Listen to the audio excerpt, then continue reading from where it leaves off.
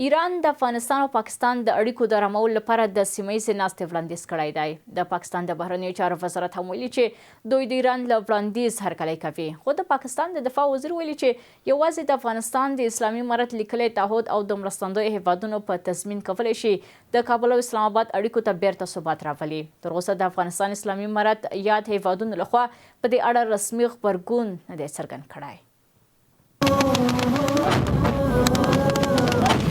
د افغانستان او پاکستان ترمنځ روان کړکېچ د سیمې هیوادونه هم اغیزمن کړي. له دې وړاندې د ترکیې ولسمشر او د ګاونډي هیوادونو ځینو مشرانو د خبرو اترو له لارې د اختلافاتو د حل غوښتنه کړې ده. سیمه ییزه ناسته د دواړو هیوادونو ترمنځ د تاوتریخوالي کمولو، د اعتماد جوړولو او د ګډ امنیتي ګټو د خوندي کولو لپاره مهمه ګڼل کیږي. په همدې حال کې د ایران د بهرنیو چارو وزیر اباد اراقچي ویلي چې تهران په وروستیو ورځو کې د افغانستان او پاکستان ترمنځ د ثبات او آرامۍ د رامنځته کولو لپاره هڅې کوي او په نږدې راتلونکي کې به یو سیمه ییزه ناسته جوړه شي. اراقچي له خبریالانو سره په خبرو کې د یادې ناستې د دقیق وخت، ځای او ګډونوالو په اړه معلومات نه دي ورکړي، خو ټینګار یې کړی چې د سیمې هیوادونه باید د ګډ امنیت او ثبات لپاره همغږي ولري. تر اوسه د افغانستان اسلامی امارت لخوا به دې اړه رسمي خبرگون نه دی څرګند شوی. این کنفرانس خودش نشانه دیگری هست در اینکه وزارت امور خارجه ابتکارات بین‌المللی رو در نظر داره، دنبال میکنه. ما در همین روزهای اخیر درگیر ایجاد ثبات و آرامش بین پاکستان و افغانستان هستیم. تماس‌های تلفنی که من برقرار کردم و امیدوار هستم به یک نتیجه‌ای برسه. یک جلسه منطقه‌ای انشالله تشکیل خواهد شد. در همین رابطه ما دنبال اون هستیم.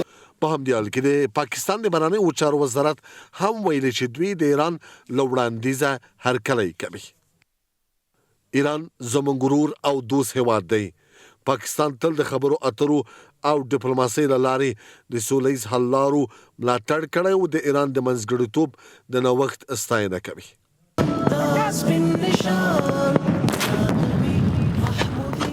په دې وروستیو اونیو کې د پاکستاني طالبانو او پاکستاني هوایي بریدونو له امله د اسلامي امارت او پاکستان ترمنځ اړیکې ترنګلې شوې.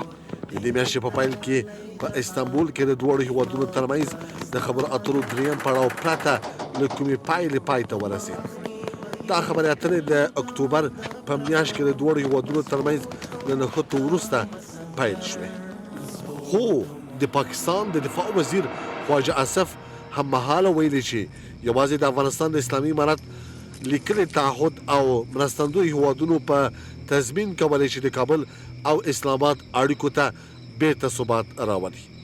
رسنیو راپور ورکړی چې یاد تعهد باید د ترکیې، سعودي عربستان، متحده عربي اماراتو، ایران، چین او قطر د ملاتړ او تضمین تر سیوري لاندې وي.